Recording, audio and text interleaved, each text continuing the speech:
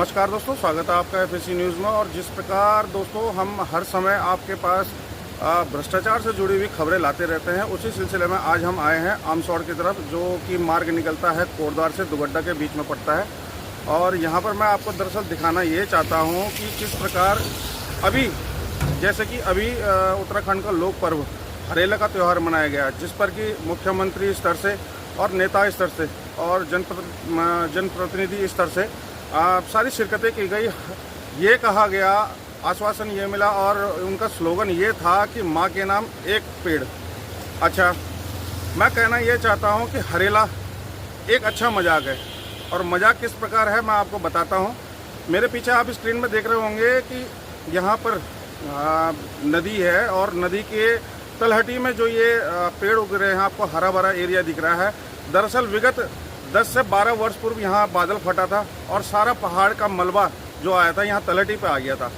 अब तलहटी पे आकर विगत 10 वर्ष बाद आप देखिए यहाँ की स्थिति ये हो गई है। यहाँ कोई हरेला का पौधा लगाने नहीं आया था। यहाँ पर आप देखिए किस प्रकार वन संपदा उपज चुकी है, पैदा हो रही है, बढ़ रही है, और आने वाले 10-12 साल में ये बड़े बड़े पेड़ के रूप में हमें दिखाई देंगे। मैं समझाना ये चाह रहा हूँ कि एक तरफ तो यहाँ के नेता लोग ऐसी गाइडलाइनें जारी करते हैं कि उत्तराखंड के जो पेड़ हैं वो नष्ट किए जा रहे हैं, काटे जा रहे हैं, वन संपदा को क्षति पहुँचाई जा रही है, हानि पहुँचाई जा रही है। और फिर दूसरी तरफ आप कहते हैं कि पर्यावरण को नुकसान हो रहा है, टेम्परेचर बढ़ रहा है, गर्मी बढ़ रही है। भाई गर्मी बढ़े क्यों ना, किस प्रकार ना बढ़े गर्मी? आप ही बताएं कि जब प्रकृति, यहाँ पर तो कोई एक पौधा लगाने नहीं आया था, प्रकृति ने खुद ही अपना स्वरूप बदल दिया है। हरे भरे पेड़ का पौधे उपज चुके हैं और आने वाले वर्षों में ये पेड़ बन जाएंगे। तो यहाँ ये प्रकृति तो इस हिसाब से काम कर रही है। प्रकृति ने ये नहीं कहा आपको कि आप आके हरे पौधे लगाओ और हमें हमारा संरक्षण करो, बल्कि संरक्षण करने के बजाय आप तो उनका और पातन कर रहे हैं, आप दुरुपयोग कर रहे हैं उन संपदाओं का। अभी आप देख लीजिए छत्तीसगढ़ में जो हसदेव के जंगल हैं, शासन स्तर पर आदेश आया है कि 2.5 लाख पेड़ काटे जाएंगे वहाँ पर। अब दोस्तों आप सोचिए कि 2.5 लाख पेड़ का जंगल कितना लंबा, कितना बड़ा, कितना चौड़ा होता है। अब 2.5 लाख पेड़ काट कर वो एरिया, वो पहाड़ पूरा दे दिया गया है अडानी जी को।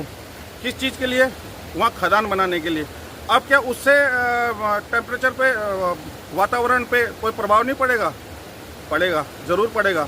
मैं जानना चाहूँगा आप लोगों की राय क्या है इस पर, और आप लोग क्या कुछ सोचते हैं, क्या विचार करते हैं।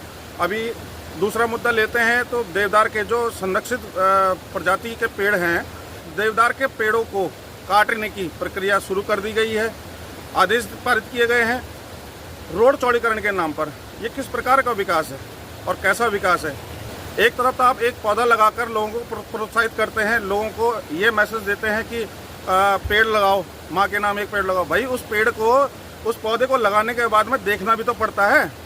एक दिन आकर त्यौहार मना दिया, फोटो खिंचवा ली, एक पौधा लगाने के लिए 10 नेता पीछे खड़े हो जाते हैं, परंतु पूरे वर्ष भर अगला हरेला जब तक नहीं आता तब तक के लिए तो वो पेड़ बेचारा जिंदा है, मर गया है, सूख गया है, क्या हो गया है, कोई जंगली जानवर खा गया उसे, कुछ नहीं देखा जाता।